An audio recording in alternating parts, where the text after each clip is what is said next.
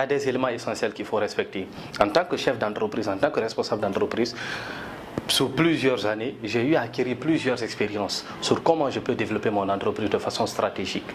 Et l'un des premiers éléments qui m'ont permis de comprendre cela, c'est qu'il faut avoir une activité principale. Nous parlons tout le temps de lancement de projets, lancement de start-up et lancement d'entreprises. Mais il ne nous arrive pas véritablement de développer des sujets sur comment quitter d'une petite entreprise à une holding, à un groupe. Et cela est véritablement important. C'est pourquoi dans cette vidéo, je me propose de partager avec toi 3 valeurs sûres qui peuvent te permettre de prendre ta start-up de son étape stagnante à son étape bien sûr de croisière. Et pour cela, il y a des éléments essentiels qu'il faut respecter. En tant que chef d'entreprise, en tant que responsable d'entreprise, sur plusieurs années, j'ai eu à acquérir plusieurs expériences sur comment je peux développer mon entreprise de façon stratégique. Et l'un des premiers éléments qui m'ont permis de comprendre cela, c'est qu'il faut avoir une activité principale. Lorsque vous remarquez les grosses entreprises, il y a d'abord une activité génératrice de revenus autour duquel les autres filiales sont regroupées. Donc vous devrez avoir une entreprise qui est l'entreprise mère, qui est l'entreprise principale. Cette entreprise-là réalise le plus grand chiffre d'affaires. Cette entreprise a les plus gros partenaires. Cette entreprise regroupe beaucoup de personnes autour d'elle.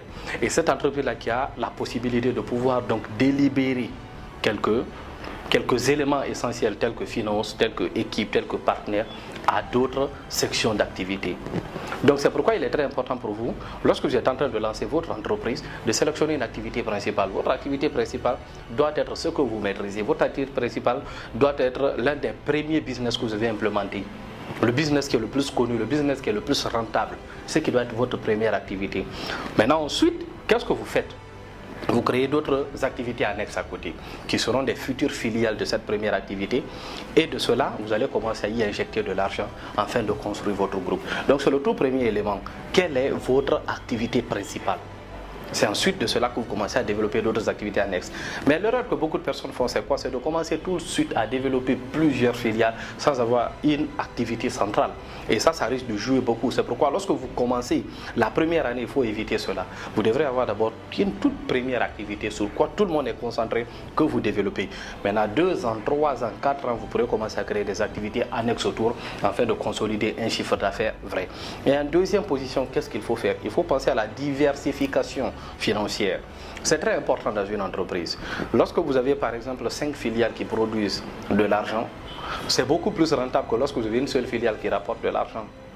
C'est pourquoi vous devrez penser à la diversification. Et cela est second à la première partie que nous venons de donner. Donc vous allez vous contenter d'abord de commencer par une seule filiale, ensuite créer des activités annexes. Cette activité annexe va vous faire entrer dans la deuxième partie de notre allocution qui est quoi ? La diversification financière. Donc vous aurez plusieurs sources de revenus, vous aurez besoin de plusieurs types de techniciens, d'agents, de responsables qui vont encore intervenir dans le projet.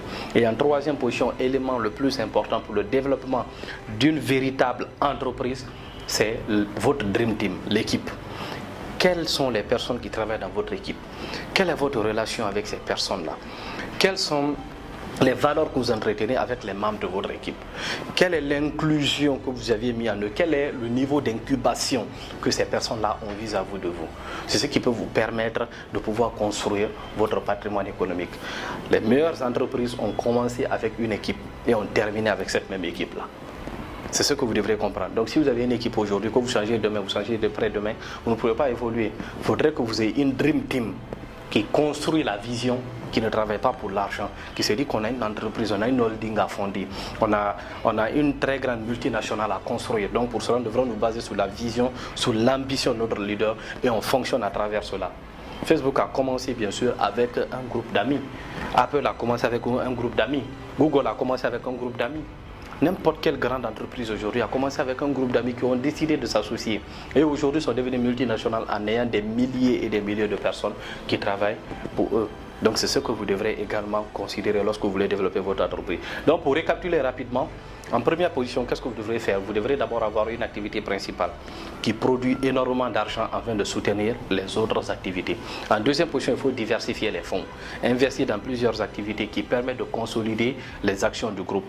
En troisième position, il faut avoir une Dream Team, une équipe fiable qui vous permet bien sûr de faire face aux difficultés, une Dream Team qui est là pour vous soutenir dans vos projets et dans tout ce que vous allez mener comme action.